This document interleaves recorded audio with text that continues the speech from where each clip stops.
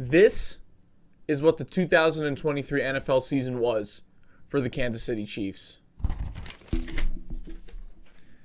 This is what the 2023 playoffs are for the Chiefs. Was there ever a doubt? No. Chiefs back to the Super Bowl, baby. Let's go. Welcome back to the In the Huddle podcast. I'm your host, Sam Gold. We got a lot to cover. Only 2 games, but a lot from 2 games. It was championship weekend. You know why I'm hyped up right now. I got the Chiefs gear on. We are AFC champions for the 4th year in 5. I mean, that's it. We got 1 game left. I don't really have to use these anymore. Goodbye, sulking. Goodbye, ranting.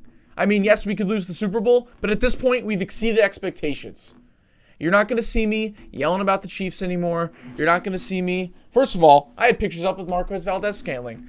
Goodbye, Rants. You're forever embedded as a Chiefs legend. You had a horrible regular season, but now 2 seasons in a row. You've only been on the team for 2 years. You've had a huge divisional round last year. You were one of the biggest reasons we went to the Super Bowl last year, and now you made that catch at the end of the game. I am forever indebted to Marquez. I can't believe I'm saying this. At the end of this specific season, I am forever indebted to Marquez Valdez-Scantling as one of the main reasons we are going back to the Super Bowl. To the Super Bowl. Now, before, I obviously celebrate. That's pretty much celebration right there. But before I get too cocky and we really get into the nitty-gritty of things, I just want to say, I'm going to seem like the most spoiled Chiefs fan, asshole, whatever you want to call me. Which, that's fine. Obviously, you're going to call me that because I am spoiled. I'm 100% spoiled. But let me just say, because also I've got a lot of comments that I'm a huge bandwagoner or whatever. I get it. I'm 22 years old. Yeah, of course you're going to look at me at first glance, some crazy weird guy on social media bragging about the Chiefs who looks very young and is wearing all this crazy gear. Yeah, of course I'm going to look like some weird bandwagoner. But you guys have to know this if you know me. I picked the Chiefs when I was 5 years old. I've lived in New Jersey my entire life. I picked the Chiefs out of all 32 teams I could have possibly chosen. I could have been sucked into the Giants, to the Jets. That would have sucked. My dad is a huge Bengals fan. We got a whole full-size Bengal helmet right above me. We're surrounded right now. I know you can't show this on the camera. We're surrounded by Bengals gear. My dad could have been like, diehard Bengals fan. You're being a Bengals fan too. That's it. Brother's a Vikings fan. Mom's a Bills fan. This could have been a totally different life for me. But, props to my parents. They let me pick whatever team I want, whatever caught my eye when I was a little 5-year-old kid. I said, I like that helmet. I like that uniform. I'm picking the Kansas City Chiefs. And I am, even though I seem cocky sometimes, I am forever grateful for being a Chiefs fan. I cannot believe this is the dream we are living in right now. I have now been a Chiefs fan for 18 years of my life. And now I am seeing them go to their 4th Super Bowl appearance, possibly going to win their 3rd ring. I don't understand how this is real life. Look, just to prove it to you guys, there's me, my kindergarten class picture. I don't know if it's easy to see. I'm trying to hold it up right to the camera, but this is my kindergarten class picture. Me wearing a Larry Johnson jersey. People probably saw me, the adults on picture day in kindergarten. First of all, kindergarten picture day, that's the one specific picture day that every kid is dressed up. That's your first ever picture day for most people, maybe preschool. I just came strolling in a Larry Johnson jersey at 5 years old. So to those people that are saying I'm a bandwagon fan, can I prove myself anymore? I don't have to prove myself, obviously, but there.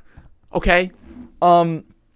It is just a dream come true. And I am extra grateful and lucky the fact that I didn't even have to go through the 1990s Chiefs, the 1980s Chiefs. I don't really have to remember the early 2000s. Probably the first season I ever remember watching specifically was in 2007. I remember those Chiefs-Falcons games on television. I'm like, oh, there's the team that I picked. Oh, that's so cool. And then from there on, obviously, as each year goes on, I became a bigger fan. But, I've had my fair share of some heartbreaks. I'm wearing my Alex Smith jersey right now to remind me, to keep me humble, to remind me of the times where, yes, our team was good, but we had so many heartbreaking moments. 38-10 against the Colts, 21-3 against the Titans. Eric Fisher holding against the Steelers. Even Mahomes' first year, D4 lining up offside. So We've had that. We've had the Matt Castle era, the Tyler Thigpen era. We've had Brady Quinn, Brody Croyle, Tyler Palko. I mean, there's been so many times where the Chiefs are terrible. I watched them have the first overall pick in 2013, but the 2012 season was an absolute disaster. So, even though I might not have gone through 50, 30 years of, heartbreak as a Chiefs fan, I've had my fair share, but, I definitely recognize that I've gotten extremely lucky that the Chiefs are in their golden era of football right now. They're in the golden age of Chiefs football, which not many franchises ever have a golden age. So I am definitely, grateful. I recognize that. And I recognize that it came at a time where I'm still super young. I mean, Mahomes was drafted when I was a sophomore in high school. So it's been a great run. The fact they're in 4 Super Bowls in 5 years is insane. So I just had to get that out of there.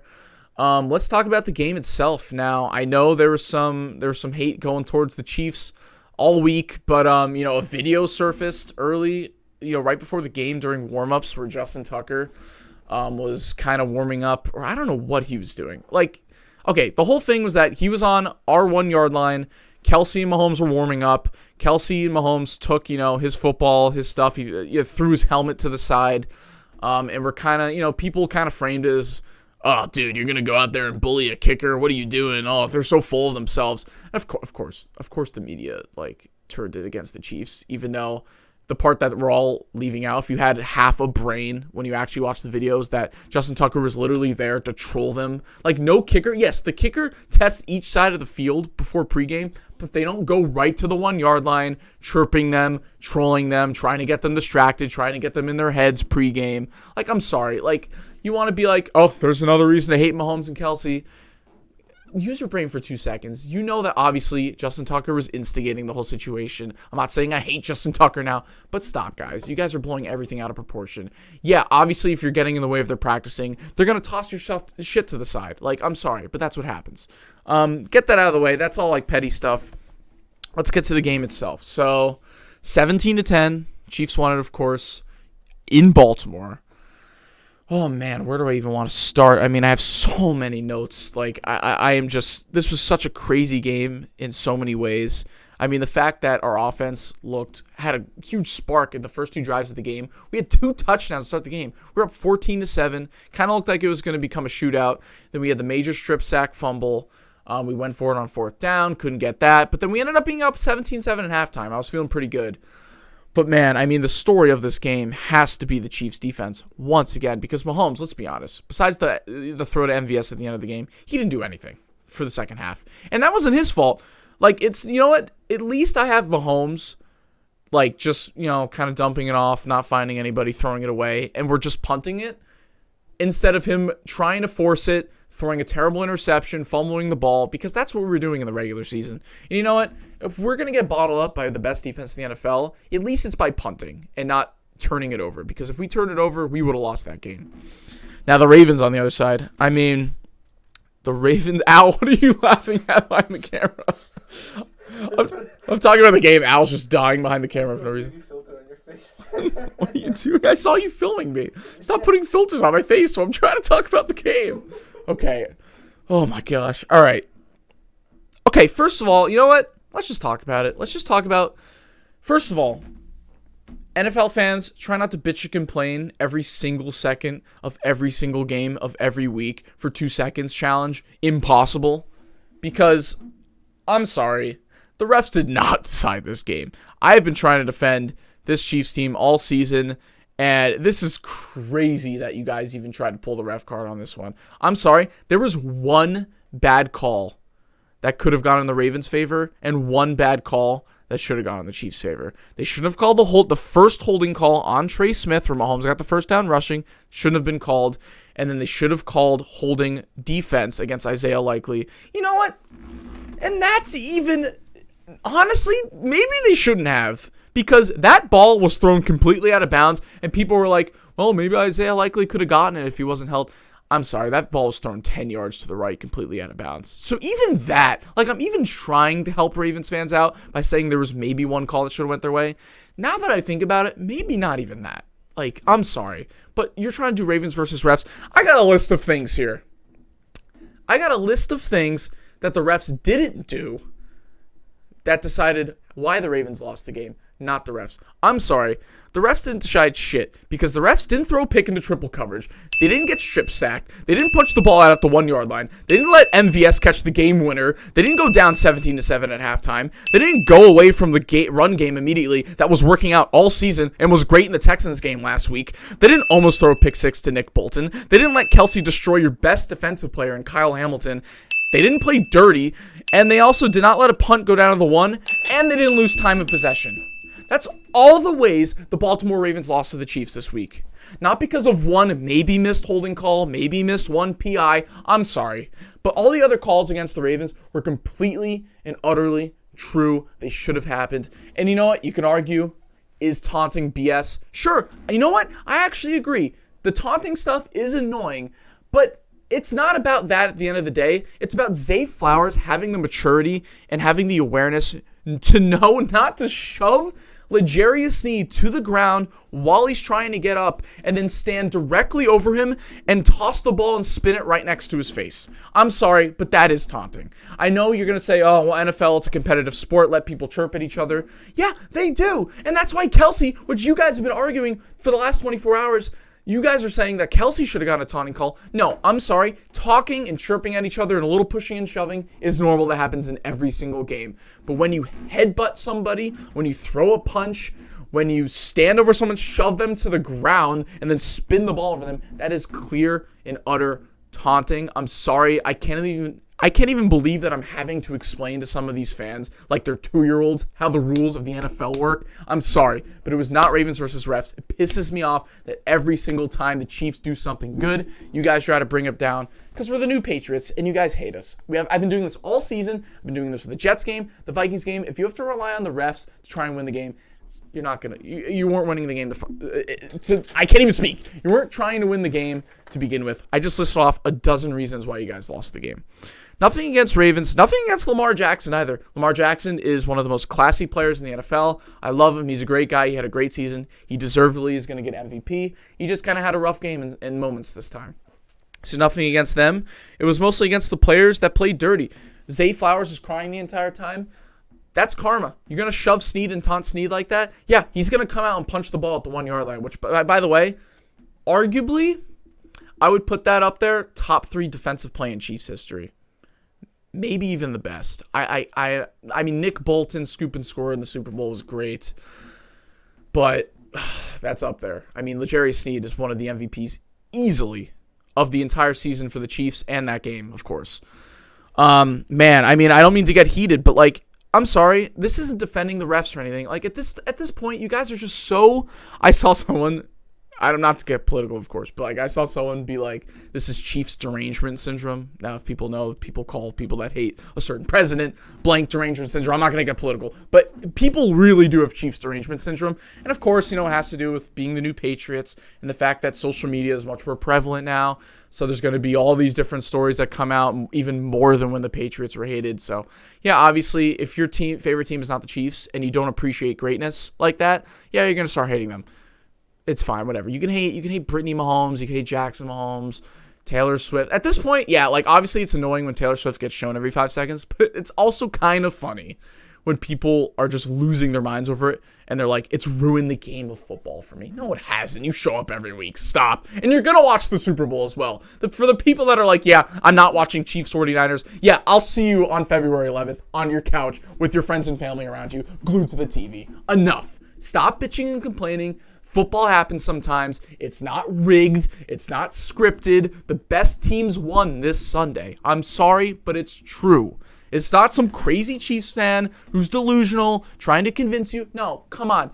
Just unblock your head for 2 seconds. It's true, guys. I'm sorry. The best teams won on Sunday. Like, yeah, you're right. In 2021, they're going to rig it for Bengals-Rams because everyone wants to see Bengals-Rams. No, you're totally right, guys. It's scripted.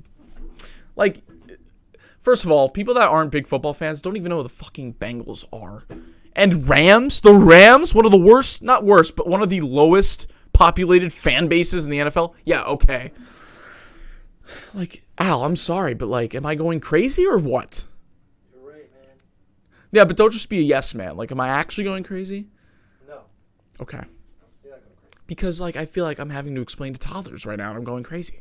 And the whole nation is against you right now. That's fine. No. That is completely fine, because I get it. We're the new best team. They are allowed to be against us. Of course, I would hate the Chiefs, too, if I were not a Chiefs fan. But, like, when it comes to people just making these crazy excuses, like, yeah, it's already been rigged since day one for Taylor Swift fans or whatever, like, you really think the NFL, if it was rigged, they wouldn't want the Lions in the Super Bowl, guys? Like, you really think Chiefs-Niners would have been the best matchup for them? Like, you guys are all claiming you're not going to watch the Super Bowl, so then the NFL is like, yeah, we just lost money. Like, guys, just stop. Just think 2 seconds longer than your natural instinct of just hate, okay? It's not scripted. I can't believe I'm having to explain this in 2024. It's crazy, but it's fine. It's fine. I mean, that's pretty much most of the notes I have of this game. I probably took about 30 minutes just talking about this shit. It's ridiculous. It's ridiculous. I'm sorry, but it's ridiculous. Okay. I think that's it with Chiefs-Ravens. Yeah, I really can't think of anything else because that game was a slugfest towards the end. But, hey, Chiefs came out and won. So we're going back to the Super Bowl. I'm happy. I'm done being heated. Let's go to 49ers-Lions, the NFC Championship game, 34-31. The 49ers, they pull it out. And, I was really pulling for the Lions. I have to admit, I like the Lions a little bit less after how they blew this game because they had it in their grasp. And, we know that Dan Campbell likes to take, it's been his whole mantra this entire time, his entire tenure in the Lions. It's been go for it on fourth down more than anybody else, take risks, do whatever you can to try to beat the analytics. But when he went up 24-7 at halftime and just took the field goal and didn't go for it, I was like, this is exactly what Dan Campbell needs to do. Like, we got it. We respect him. He goes for fourth down all the time. That's great. But he did the right, smart decision. But the other times where he just didn't go for it or didn't go for the field goal and blew it. I mean, the first time, fine. But the second time, when you could have just tied the game, I mean, people were like, yeah, what are you doing, playing Madden out there? I agree. Like, you can't. Even in Madden, I would have taken the field goal, honestly. Even in Madden. You can't be doing that, Dan Campbell. I love you. I love the Lions. I think you guys have had an amazing season. But let's be real. Like, you guys should be in the Super Bowl right now. And look, by saying that, I'm not trying to take away from the 49ers. Obviously, it takes a lot of skill and a lot of great plays to make a comeback like that. But you guys would have at least been tied if you would have just taken one of the 2 field goals. I mean, come on. I get it. We love people that take risks, especially when it works out like it has for you guys this past season. But, like, this is for the Super Bowl. This is for the Super Bowl. You guys have never been to the Super Bowl.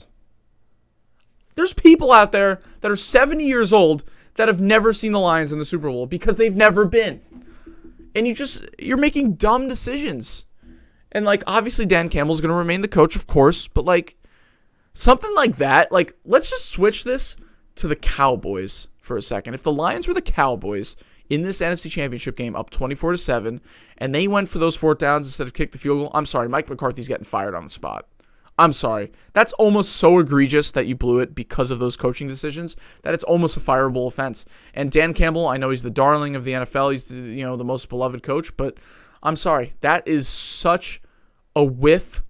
Like, I want to be like, wow, that's the most Detroit thing ever. But, like, at this point, it's all on Dan Campbell. It's all on Dan Campbell. And I know you can say, well, the defense didn't play well in the second half as well. Well, I'm sorry. Were the Lions' defense ever touted as this great top 10 defense? No. If you're making so many dumb decisions on offense coaching, yeah, your Lions' defense that has been kind of all over the place all season is bound to give up some points to Christian McCaffrey, Brandon Ayuk, Deebo Samuel, Brock Purdy, George Kittle. Like, yeah, of course that's going to start happening when you can't convert these fourth downs into field goals. And it makes me so angry. It doesn't make me angry because I wanted to play the Lions in the Super Bowl, but it makes me angry because there was such an easy opportunity. Like, the 49ers, man, they've almost blown 2 games in a row now against the Packers and the Lions. And they just didn't capitalize on it. It's just so frustrating to see a team do that. And it's just an utter collapse from the Lions, and it's just unfortunate. I mean, you could ask yourself, I blame this on me for not knowing exactly who's a free agent next season for the Lions, but I mean, obviously they're not going to have the same exact team. Like, Will the Lions be back here next year? I don't know anymore. Was that a Cinderella story of a season, and was that a lot of luck, or was that just a great team?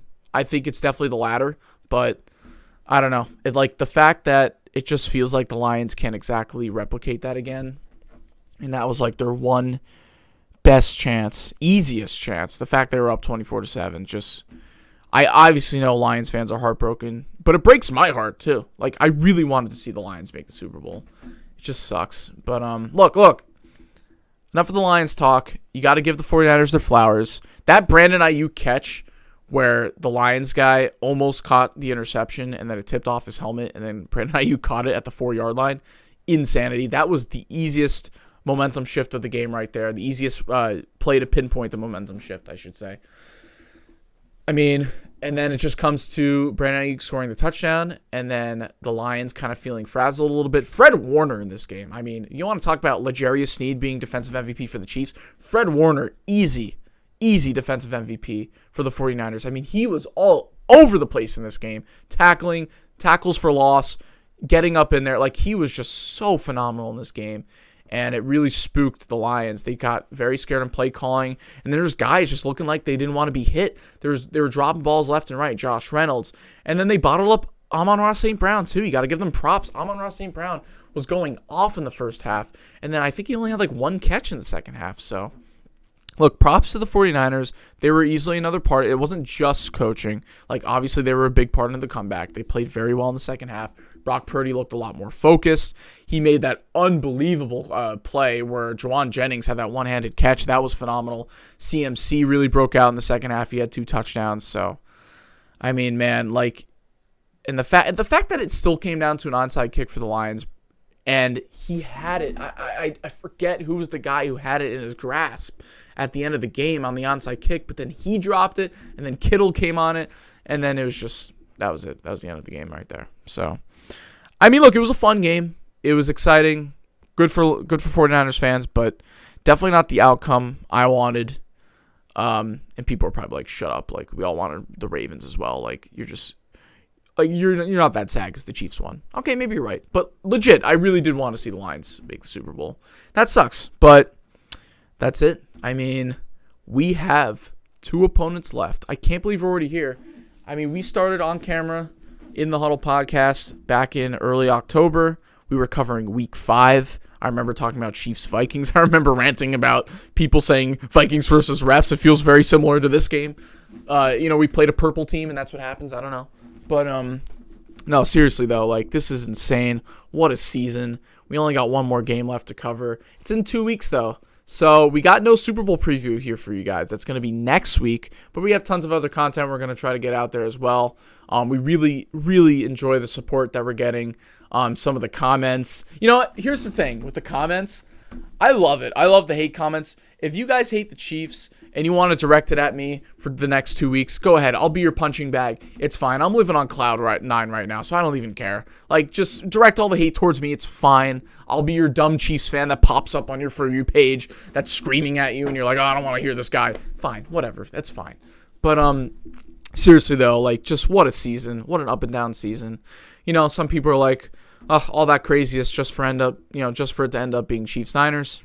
It's fine. I mean, obviously, I'm going to be happy about it. But look, throughout the ups and downs, that's what happens. The best teams, for the most part, usually prevail. I picked Chiefs-49ers as my Super Bowl matchup back in August, so I'm happy about that. Picked the Chiefs to win, so we'll see probably for the first time in this podcast history if I get it right completely. So we'll see about that. But yeah, that's it. We got Chiefs-Niners coming up in 2 weeks. We'll be back next week, though, with a Super Bowl preview and some other stuff. It's going to be a lot of fun. But thank you guys for watching and listening. Please follow us at In The Huddle Pod on Instagram, at In The Huddle Podcast on YouTube, and _ In The Huddle _ on TikTok. I'm Sam, the crazy Chiefs fan that you guys all hate. But guess what? We're going back to the Super Bowl. So thank you guys for listening and watching. We'll see you guys next week.